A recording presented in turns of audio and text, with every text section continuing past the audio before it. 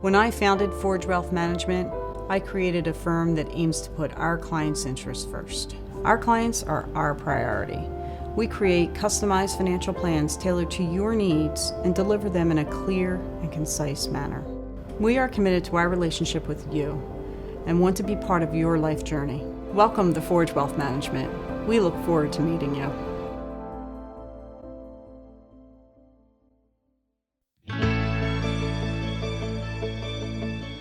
Hey everybody, welcome back. This is Marcia O'Connor, CEO and founder of the wonderful shadowher.org, and very excited to have today a really awesome guest, Christi Venable.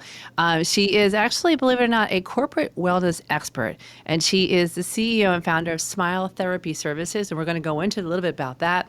But the idea behind it today is listening about where she got started, how she got started, and honestly, I think why today workplace culture is so incredibly important, and also about, just corporate wellness. All of us need it, and I don't think we get enough of it. So today, Christi, welcome to the show. Thank you so much. Thank you for having me. I'm super excited to be here. We're just as excited. And you also know a good friend of ours who's also on my advisory team, Carla Trotman, who is a dear friend of mine. And Carla and I literally go way back since she was in college. And so we're still good friends to this day. And she's another successful entrepreneur out there. And so it's always good to hang out with other women entrepreneurs. But let's go back 9 years. You got started. Why did you start? Why did I start? So by trade, I'm a licensed professional counselor. I actually started out in the school system. And so I was a school counselor. I felt like forever. But I wanted to do more. And so I transitioned from a school counselor to doing mental health in the community and really learning how systems work, how insurances work, how mental health works on the community side. And then once I was there, I really saw the need even greater. And so I knew the need for the schools. And then on the community side, and I'm from District of Columbia.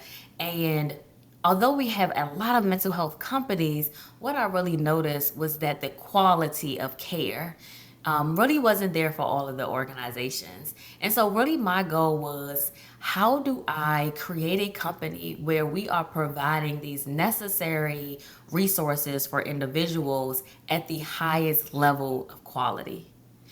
And so that was my goal.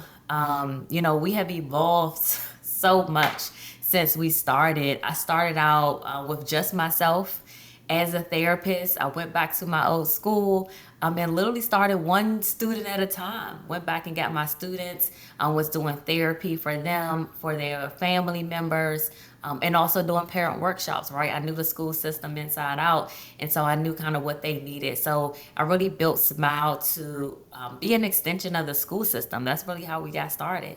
And I was still working full time. And so I built the business, literally working full time, doing the business in the evening, until I really couldn't do both anymore. And I went full fledged after about 8 months of doing that. And I haven't looked back since. That's how we got our start. That's awesome. It takes a lot to go out on your own. But what was that one thing that came to your mind of saying, I know I can do this and now is the time? I feel like once I built the business to where I was receiving so many referrals and getting so much business that I could no longer keep my full-time job, I knew I was onto something. I knew that, this service is needed. I'm needed. I really need this. We really need this in the community.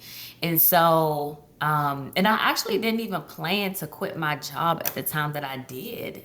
It was so ironic, but it was kind of like I was led, and for believers, it was like I was led by God to just say, it's time. Now it's time. Even though I didn't have my resignation written up, nothing. It was literally in a meeting with my supervisor, and she just asked me a simple question like, how are you? And in that moment, I said, you know what? I think it's time.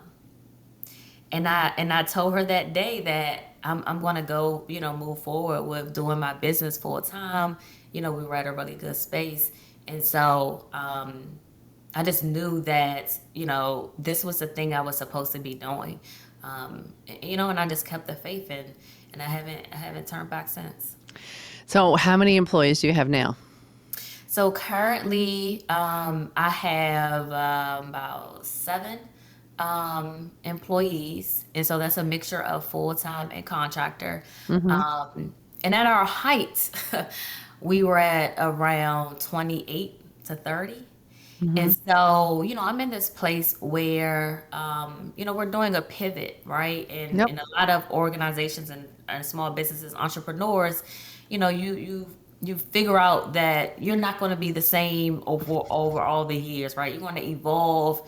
Your vision is going to change. Your mission will stay the same, but like what we're focusing on is changing now. And so, really, what I'm focusing on is how can I do more with less? How can I do Yeah, more? I think that's the good word of the year is the pivot year, which is 2024. And everybody's figuring out how much people they really need versus they don't need. Where am I going? Taking time to really relook and reflect on all that. Yeah. And you had mentioned you were much higher, I imagine, was that year 21 and 22? Yes. Yep. During those COVID years, we had an extensive, employee network inside, and it was great, right? During that time, there was definitely a lot of need. We were servicing a lot of schools. We had a big DC government contract. But as things kind of dwindled down, things started changing with some of those contracts. I really started to reevaluate. Hmm. What are we? Where do we want to focus on? What do we want to focus on? And how many people do we actually need to get there, right? And Yep. so, it kind of changed that. And now my goal is not to have all these full-time employees, is to really focus on a core group, right, of employees, but then how can I tap into different contracting systems? So 1099s to help out with some of the things that we're looking to do. Yeah, it's not easy. It's not easy to like grow, and then move back a little bit and figure out where you're going. When you first started and got moving, I mean, I always tell people like Shadow Her is all about the operations side of the house. Did you outsource anything immediately because you knew that you weren't the expert in that area? Yeah, so of course, taxes, right? You immediately have to outsource the financial piece. And so, I got someone to help us with our bookkeeping. I got someone to help us, with that financial, just kind of looking at the business holistically for the finances. And I think for most of the operations, I felt like I kept it in house. I did tap into a contractor for HR support. And so, how do we, when I started actually hiring full time people, how do we now support our employees in the best way? And then what are the rules and regulations now that I have to do, now that I actually am hiring full time employees as opposed to 1099 contractors? So I think those were the main things that I outsourced immediately to make sure that I was doing them correctly, right? And to make sure that we were building a good foundation Yeah. for the company. Yeah, it's not easy to do that. And too. And then how about in regards to, did you have an advisory team? Like who were you talking to? Who was your tribe? As from then until now, people to talk to because it's very lonely at the top. Yeah, most definitely. I think for me, I was getting into a lot of different groups. And so I was really heavy into SBA and getting into different programs that they had. And so I was in emerging leaders within the SBA program. Also for some of the certifications. So I had the women owned certification.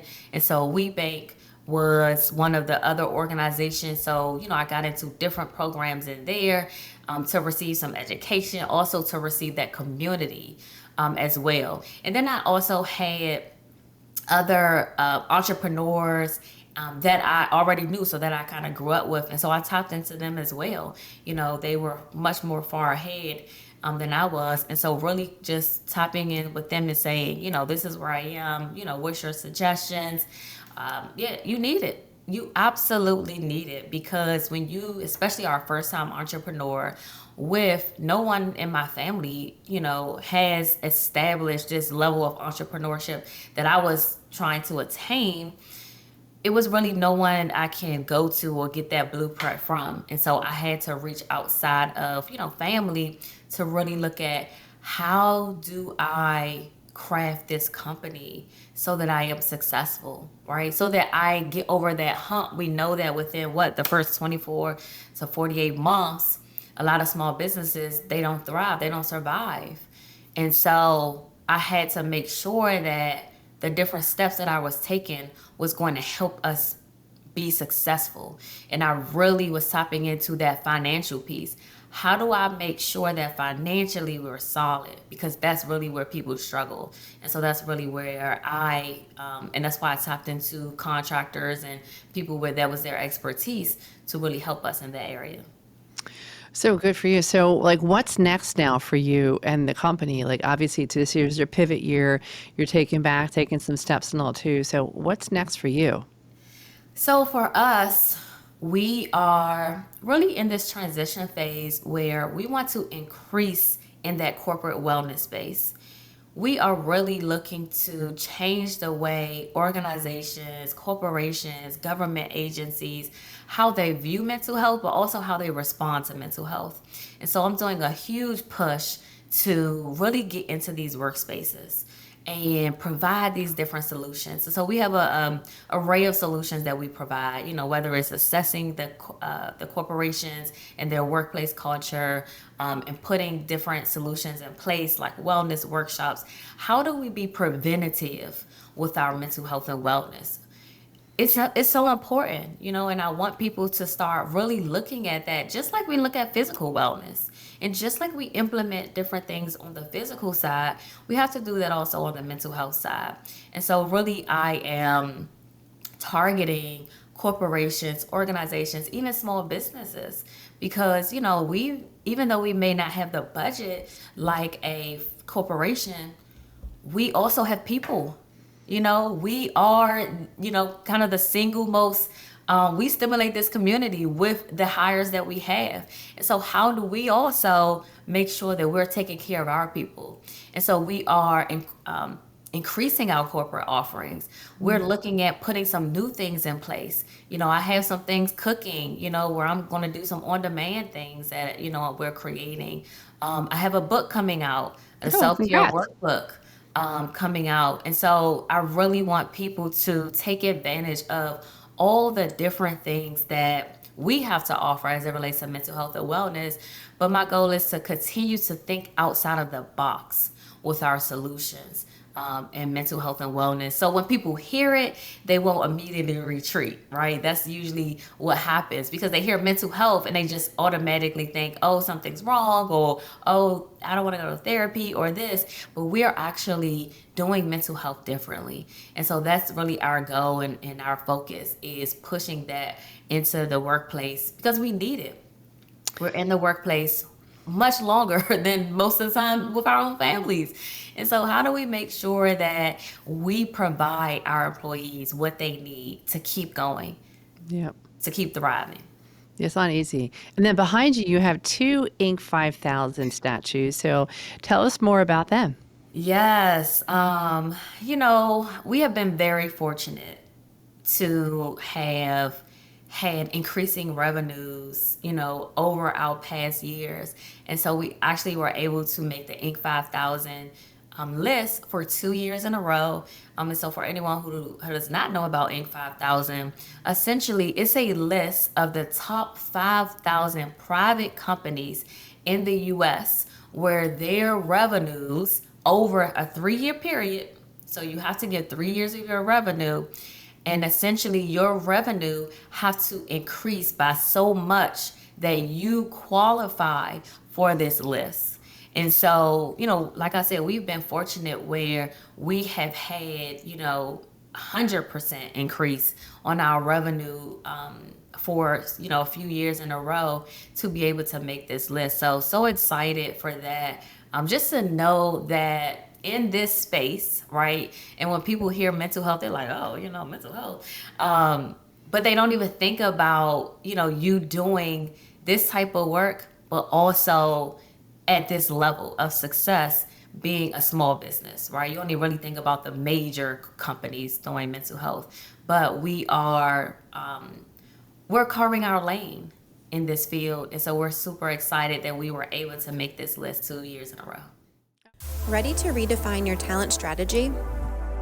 Let's make Redefine the word of the year for your success. Introducing RAS, Recruitment as a Service. Outsource your talent strategy with the O'Connor Group. Our 4-tiered approach is crafted to align with your business, whether you're launching a startup or leading a thriving corporation. Our cost-effective solutions are designed to elevate your business and enhance your people strategy, ensuring scalability and strategic growth. Redefine your recruitment strategy with RAS.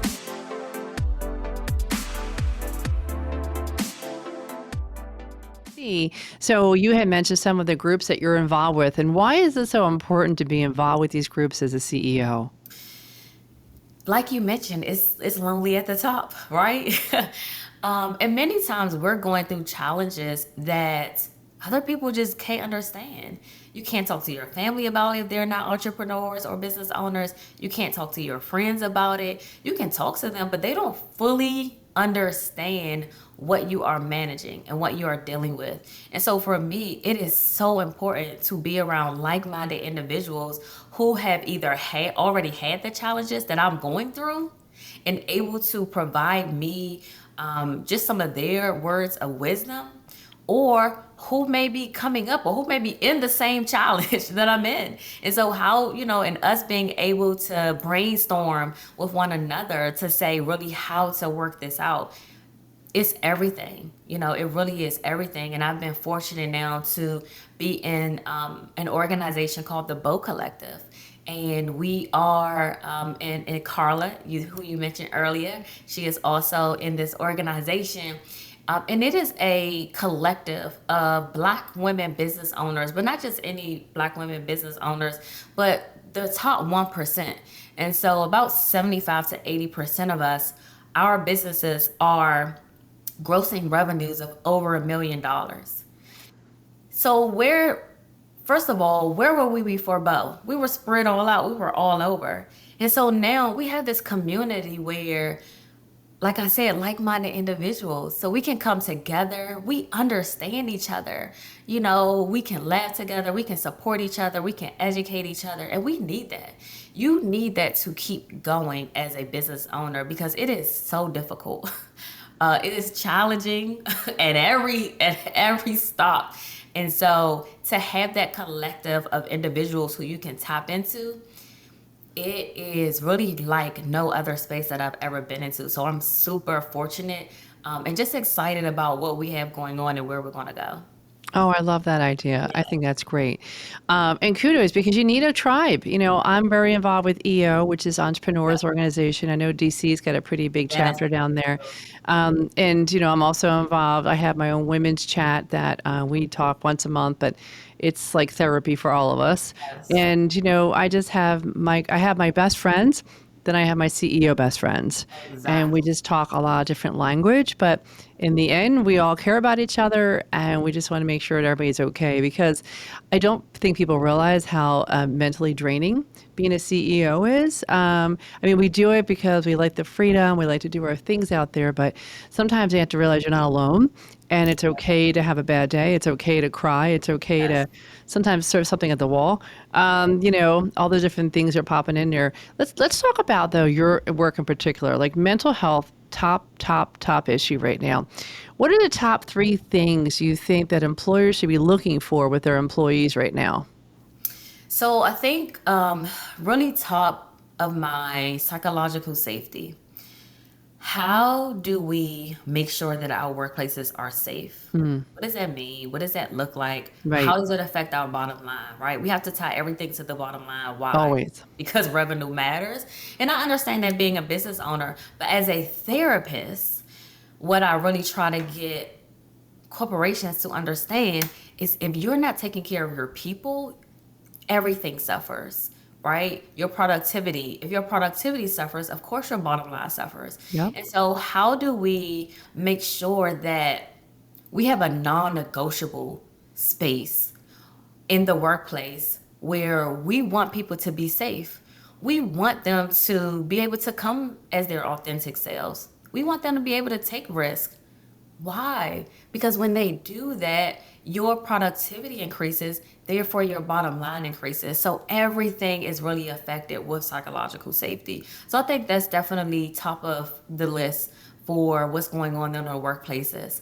And I think, something we just came out of Suicide Awareness Month. We're not talking about it enough. No. Suicide is on the rise in the United States, unfortunately, right? And a lot of times, especially if we are at that higher level of corporate, a lot of times our jobs play a big role, right? In us deciding if we are going to go that route, or even having suicidal ideations. That's just the thoughts of suicide. And so having those type of very sensitive but very important conversations in the workplace is vital. And so that's definitely another issue that I would say is major for mental health in the community. And then I just think self-care in general, right? So I'm finishing this self-care book.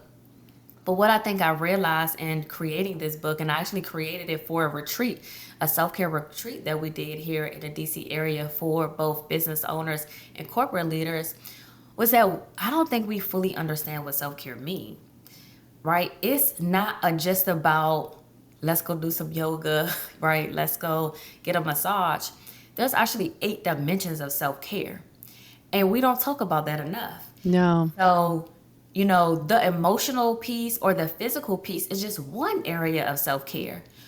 What about your financial self-care, right? That ties directly into the workplace, right? So helping corporations to understand that if people are not in a good place financially, it also brings down their emotional state. And so those are maybe I would definitely say the top 3, and helping organizations to really understand how do those fit in within your community, in your workplace, and what types of solutions can you put in place for that? Yeah, which I think is still really hard because I think employers think they're doing enough, but I don't think it's ever really enough out there. And, it's interesting to see how people really tackle this stuff instead. But I do think it's becoming more and more of an issue and a problem. And I think the fact that everyone's remote, everybody wants to be at home, what's really happening is like, that's great, but it's also very lonely at home.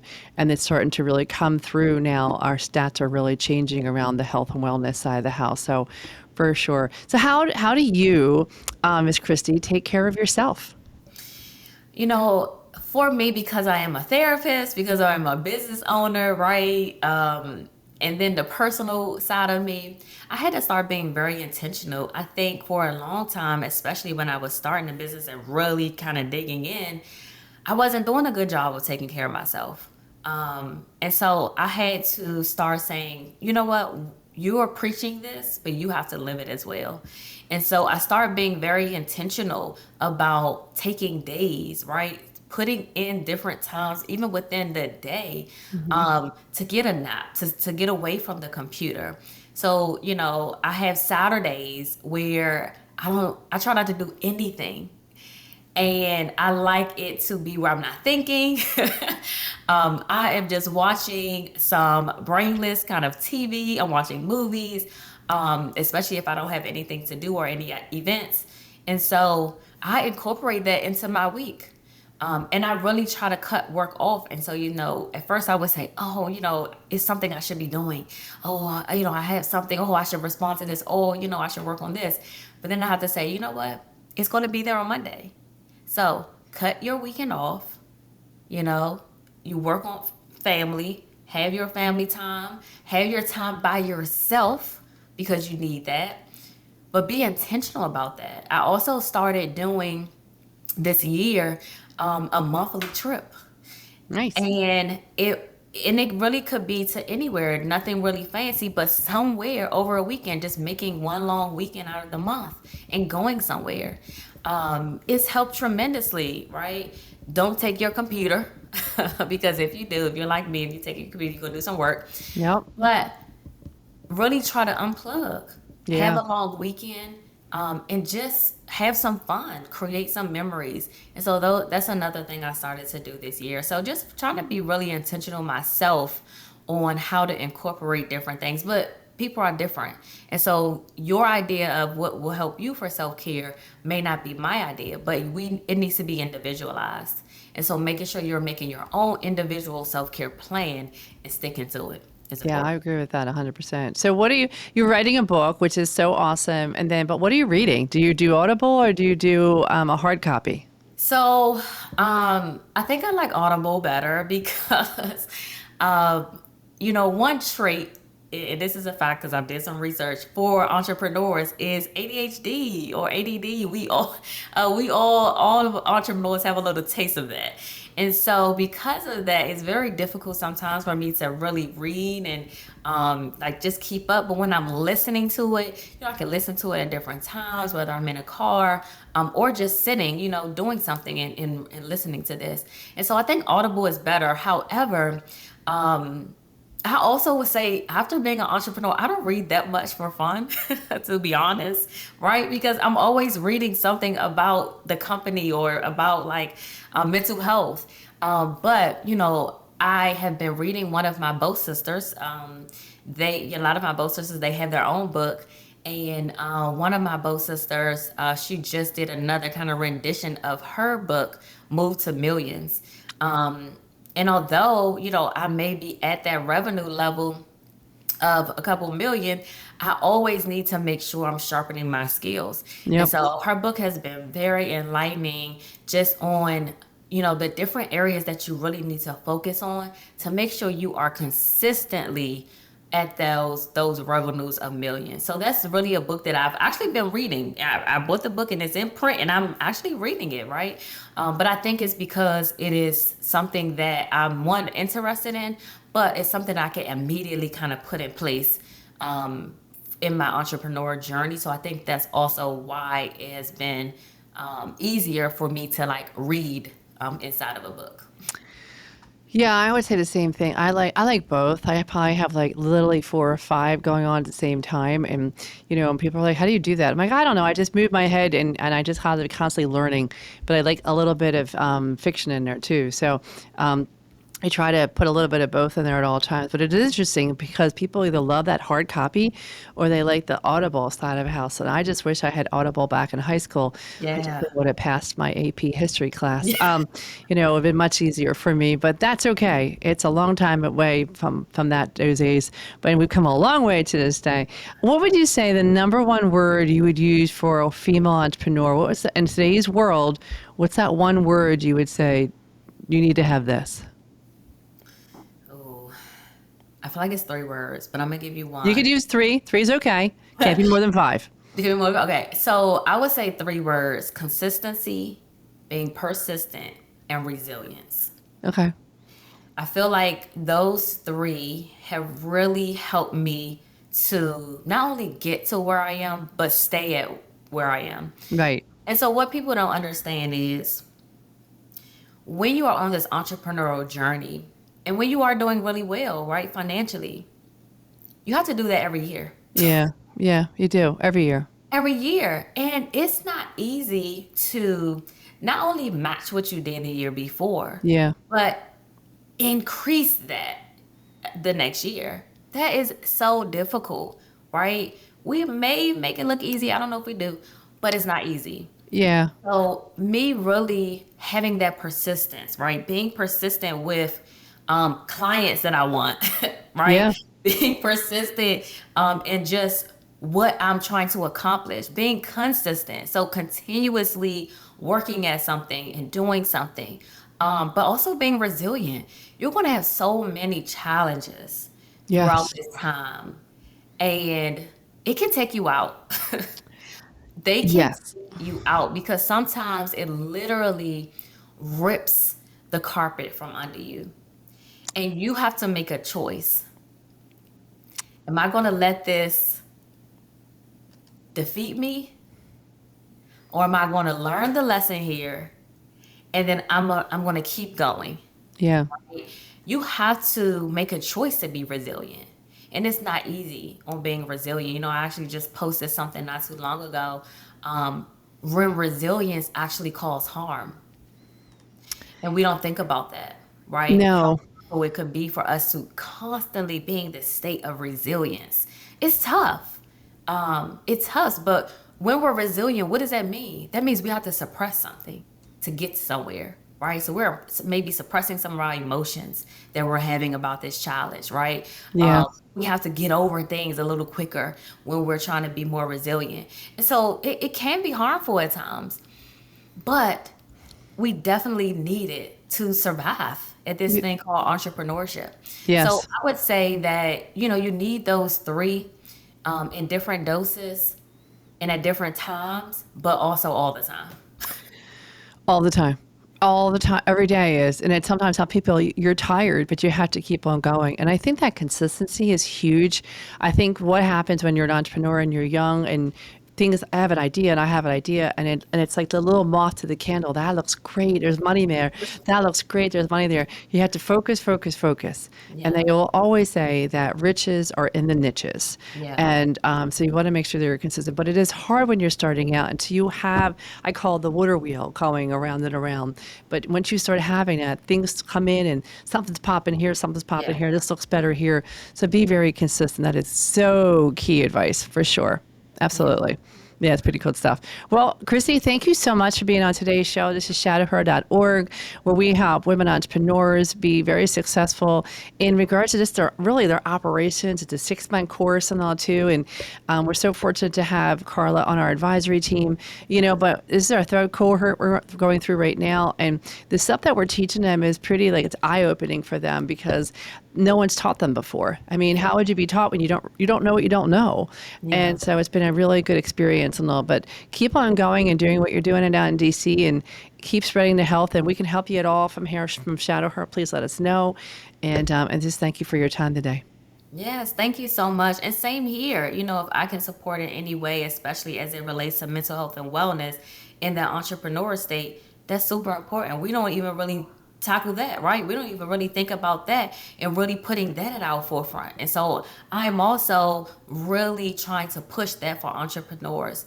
Make sure we are taking care of ourselves. Make sure we're focusing on self-care and our own mental health so that we can continue to do the great work that we're doing. So thank you all for the work that you're doing with those entrepreneurs. I know that it's life-changing, and I definitely, you know, would be open to supporting for anything that you all need. But please stay in touch.